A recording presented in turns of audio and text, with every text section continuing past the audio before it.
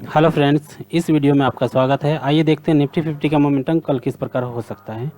Background में एक sound आ रहा होगा, माफ़ कीजिएगा उसके लिए। एक शादी है बगल में, तो वहाँ से आवाज़ आ रही है, तो आप लोग उधर ध्यान नहीं दीजिएगा। तो आइए देखते हैं निफ्टी 50 का मोमेंटम कल यानी 12 मई 2022 को किस प्रकार हो सकता है। कल एक्सपायरी भी है और जैसा कि हम लोग देखे थे कल वाले वीडियो में, आप लोग देखा होगा कि आप लोगों को सारे लेवल्स वगैरह बताए गए थे कि आज मार्केट का मोमेंटम किस प्रकार हो सकता है। वो सारे लेवल्स बताए गए थे आप लोगों को, गैप अप के लिए, गैप डाउन के लिए और साइडवेज के लिए, तीनों ही स्थिति के लिए आप लोगों को लेवल्स बताए गए थे। तो हम लोग निफ्टी 50 का चार्ट खोल लेते हैं। ये 15 मिनट का चार्ट है और हम लोग एक लेवल बनाते हैं। देखते हैं कि मार्केट कल किस प्रकार मोमेंटम कर सकता है। जैसे कि आप लोग जानते हैं कि मार्केट हमेशा एक रेंज में चलती है, तो मार्केट अब फिर से एक नया रेंज बनाने की कोशिश कर रही है। तो अभी हम लोग ये वाले हाई ले लेते हैं और इस वाले हाई को लेकर एक ट्रेंड लाइन बनाते हैं। अब हम लोगों ने क्या किया, इन दोनों ही हाई को मिलाकर एक ट्रेंड लाइन ले लिया है। अब इसी ट्रेंड लाइन का क्लोन ले लेते हैं हम लोग। ये क्लोन ले लिया हम लोगों ने और इसको हम लोगों ने इस वाले लो से मिला दिया। इसके बाद एक और क्लोन लेंगे जिसको हम लोग इससे मिलाएंगे, फिर इससे मिलाएंगे। तो इसी का क्लोन ले लेते हैं और पहले इस वाले लो से मिला देते हैं, फिर इसको इससे मिला देते हैं और फिर एक और क्लोन ले लेते हैं, इसको हम लोग इस लो से मिला देते हैं। अब आप लोग देख सकते हैं कि मार्केट ने क्या किया है। मार्केट अपने इस लेवल को ब्रेक किया है, जैसे कि कल वाले वीडियो में आप लोगों को बताया गया था कि मार्केट जो ही इस लेवल को ब्रेक करेगी, हम लोगों को पुट साइड में यानी सॉरी शॉर्ट साइड में हम लोग अपना एंट्री करेंगे और हम लोगों का पहला टारगेट ये वाला लाइन होगा जो कि 16,150 के आसपास है। हम लोगों का एंट्री जो बन रहा था वो एंट्री है 16,200 के आसपास पर, और हम लोगों का जो पहला टारगेट था वो 50 पॉइंट्स का था और दूसरा जो टारगेट था, लंबा सा टारगेट, डायरेक्टली 16,000 का था। 16,000 पर एक बहुत ह्यूज सपोर्ट है जो आप लोगों को कल भी बताया गया था और आप लोगों को स्पष्ट बताया गया था कि 16,000 पर से मार्केट निश्चित रूप से घूमेगी और यहाँ पर बाई साइड का मोमेंटम देगी। तो अगर मार्केट 16,000 के आसपास आती है तो आप लोग अपना बाई का पोजीशन बिल्डअप कर सकते हैं, बना सकते हैं। और हम लोगों का पहला टारगेट ये वाला लाइन होगा, दूसरा टारगेट ये लाइन होगा। इसने क्या किया, आज मार्केट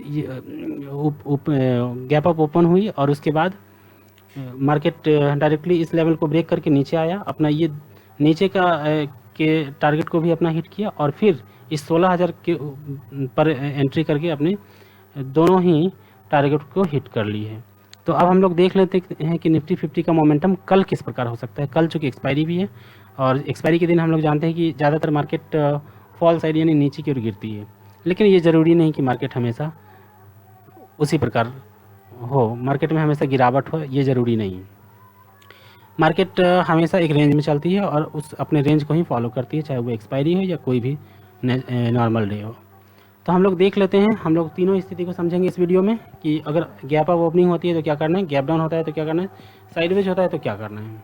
तो चलिए सबसे पहले हम लोग समझ लेते हैं, इसी लेवल्स को बना लेते हैं और कुछ किसी दूसरे लेवल को बनाने की आवश्यकता हम लोगों को नहीं पड़ेगी, क्योंकि मार्केट पॉसिबिलिटी है कि ये वाले जो आप लोग लेवल देख रहे हैं, ये वाला और फिर ये वाला इसी दोनों के बीच में कहीं पर ओपन होगी।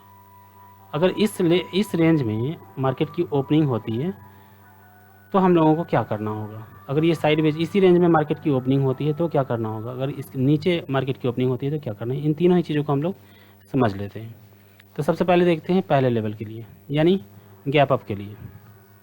अगर मार्केट की ओपनिंग देख लेते हैं, अगर मार्केट की ओपनिंग इस लेवल के बीच में कहीं पर भी होती है तो हम लोगों को वेट करना है कि ओपन होकर मार्केट का बिहेवियर किस प्रकार है। मार्केट ओपन होकर दो ही काम करेगी, या तो ऊपर की ओर जाएगी या तो नीचे की ओर आएगी।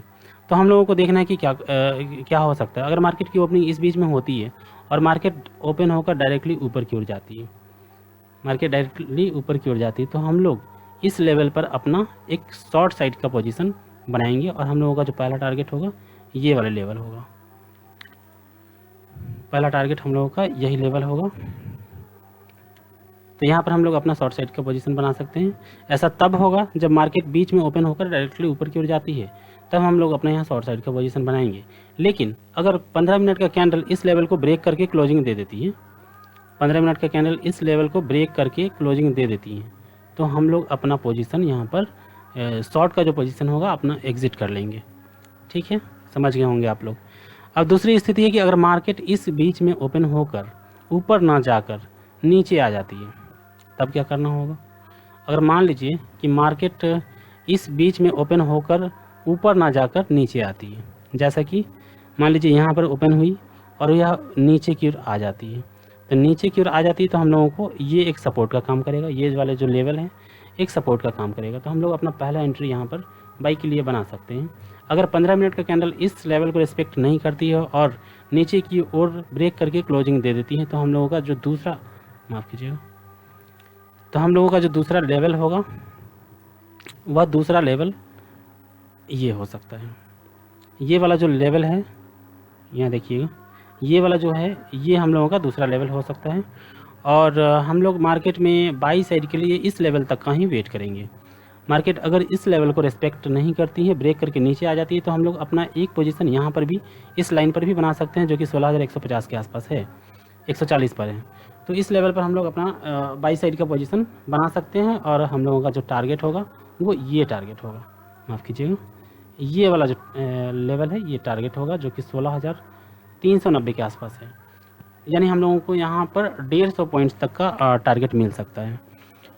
तो ये बात आप लोग समझ लिए गैप अप ओपनिंग के लिए। अगर गैप अप ओपन होकर ऊपर जाती है तो क्या करना है, नीचे जाती है तो क्या करना है, दोनों स्थिति को आप लोग समझ चुके हैं। अब हम लोग समझने का कोशिश करते हैं कि मार्केट अगर साइडवेज ओपन होती है तो क्या करना चाहिए। इसको भी हम लोग देख लेते हैं। इसके लिए हम लोग इन सभी ड्राइंग को डिलीट कर लेते हैं।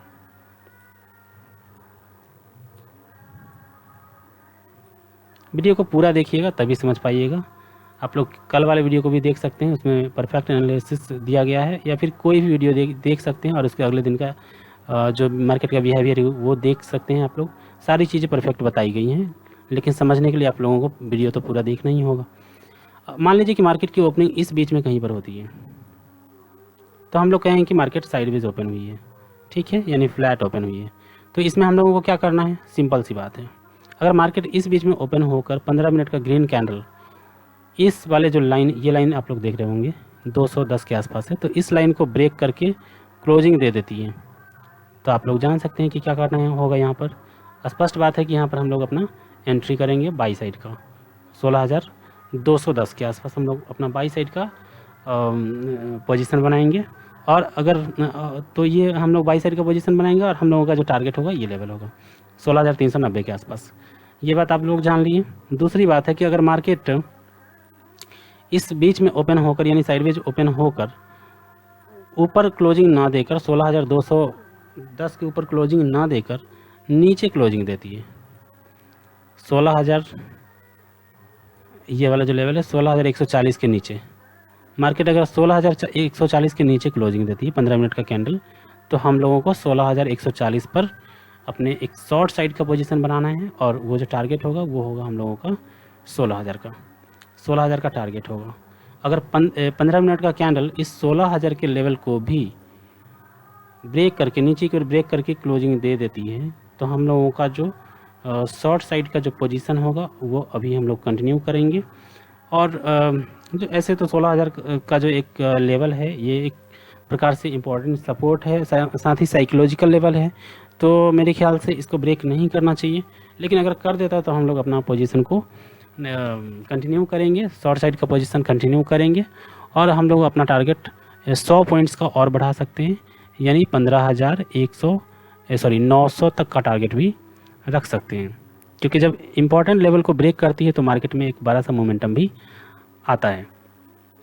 तो अगर 16,000 के लेवल को ब्रेक करके क्लोजिंग दे देती है 15 मिनट का कैंडल, तो हम लोग अपने शॉर्ट साइड का पोजीशन कंटिन्यू करेंगे और टारगेट होगा 15,900 का। तो ये आप लोग समझ लिए साइडवेज के लिए। अब हम लोग देख लेते हैं कि मार्केट में अगर गैप डाउन ओपनिंग होती है तो क्या करना चाहिए। अब गैप डाउन ओपन होने का मतलब है, इसको हम लोग देख लेते हैं। अगर मार्केट में ओपनिंग इस लेवल के बीच में कहीं पर होती है, यानी 16,140 और 16,000 के बीच में मार्केट की ओपनिंग होती है, तो हम लोगों को क्या करना होगा, यहाँ पर भी हम लोग वेट करेंगे।